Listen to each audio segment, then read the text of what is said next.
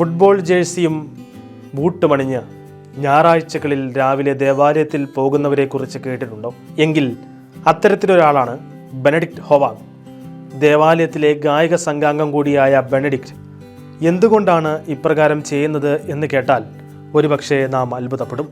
ഒരു ദശാബ്ദം മുൻപ് ക്രൈസ്തവ വിശ്വാസത്തിലേക്ക് കടന്നു വന്ന വ്യക്തിയാണ് വിയറ്റ്നാംകാരനായ ഈ ചെറുപ്പക്കാരൻ. അദ്ദേഹത്തിൻ്റെ വീട്ടിൽ മറ്റാരും ക്രൈസ്തവ വിശ്വാസികളായിട്ടില്ല. തൻ്റെ വിശ്വാസം വീട്ടിൽ പരസ്യമായി പ്രകടിപ്പിക്കാൻ സാധിക്കാത്തതിനാലാണ് ബെനഡിക്റ്റ് ഇത്തരമൊരു സാഹസത്തിന് മുതിരുന്നത്. ഞായറാഴ്ചകളിൽ ദേവാലയത്തിൽ പോകുമ്പോൾ ബെനഡിക്റ്റ് തൻ്റെ ഫുട്ബോൾ ജേഴ്സിയും ബൂട്ടും ധരിക്കും. വീട്ടിലാരെങ്കിലും ചോദിച്ചാൽ ഫുട്ബോൾ മാച്ച് ഉണ്ടെന്ന് പറഞ്ഞ് വീട്ടിൽ നിന്നിറങ്ങും. ദേവാലയത്തിലെത്തി ജേഴ്സി മാറ്റി സാധാരണ വസ്ത്രങ്ങൾ അണിഞ്ഞ് ദേവാലയ ശുശ്രൂഷകളിൽ പങ്കെടുക്കും.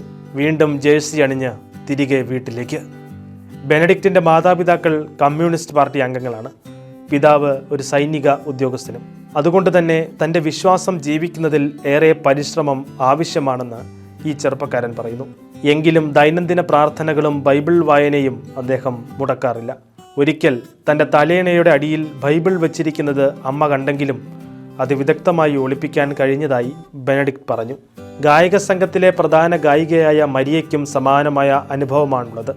ഹനോയിയിലെ നാഷണൽ അക്കാദമി ഓഫ് മ്യൂസിക്കിൽ നിന്ന് ബിരുദം നേടിയ മരിയ കുടുംബത്തിൻ്റെ കടുത്ത എതിർപ്പിനിടയിലും തൻ്റെ വിശ്വാസം ജീവിക്കാൻ ശ്രമിക്കുകയാണ്. വിശ്വാസം ജീവിക്കാൻ ഭർതൃഗൃഹത്തിൽ നിന്ന് സ്വന്തം വീട്ടിലേക്ക് മടങ്ങിയ അനുഭവമാണ് 30-കാരിയായ തെരേസയുടേത്. വിശ്വാസം ഉപേക്ഷിച്ച് വിയറ്റ്നാമിലെ പരമ്പരാഗത വിശ്വാസ സമ്പ്രദായമായ താവോയിസ്റ്റ് ആചാരങ്ങൾ സ്വീകരിക്കാൻ ഭർത്താവിൻ്റെ കുടുംബം അവളെ നിർബന്ധിച്ചു. ഈ സമയം ഗർഭിണിയായിരുന്ന തെരേസ താൻ ഇവിടെ വെച്ച് പ്രസവിച്ചാൽ തൻ്റെയും കുഞ്ഞിൻ്റെയും വിശ്വാസം നഷ്ടപ്പെടുമെന്ന് മനസ്സിലാക്കി സ്വന്തം വീട്ടിലേക്ക് പോവുകയായിരുന്നു. ഭർത്താവിനെ പിരിയേണ്ടി വന്നതിൽ വേദനയുണ്ടെങ്കിലും സ്വന്തം മകനെ വിശ്വാസത്തിൽ വളർത്താൻ കഴിയുന്നതിൻ്റെ സന്തോഷത്തിലാണ് തെരേസ.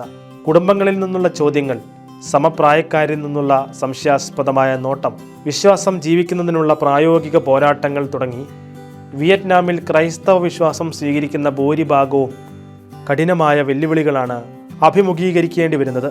എന്നിരുന്നാലും വിശ്വാസത്തിൽ നിന്ന് വ്യതിചലിക്കാൻ തയ്യാറാകാത്ത ഇവരുടെ ജീവിതം നമുക്ക് മുന്നിൽ ഒരു വെല്ലുവിളിയാണ്.